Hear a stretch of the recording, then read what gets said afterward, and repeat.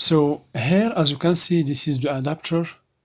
So we're going to check the adapter. So the adapter among the common faults in a failed laptops. So if you have a failed laptop, you should first check the adapter using the multimeter.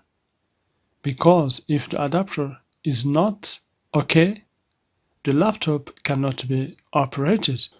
So to check the adapter, you should just put the black probe of the multimeter in the negative terminal and the red probe in the positive terminal.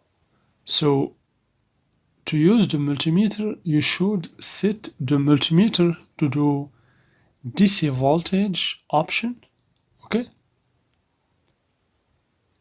And of course, you should always select the higher value. If you have, for example,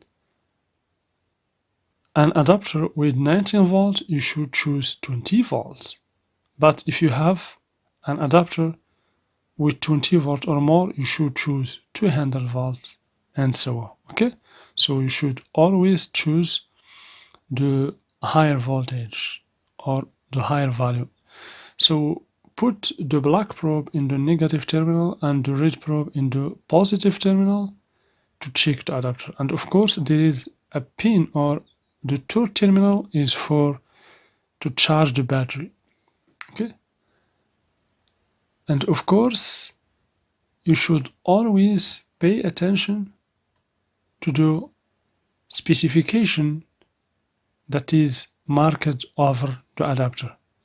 Especially when you want to change your adapter, you should change it with another adapter with same characteristics. If, for example, the adapter is a 19 volt adapter, you should change it with a 19 volt adapter. So for example, for this adapter, as you can see, we have 19 volt DC and 4.74 amps, okay?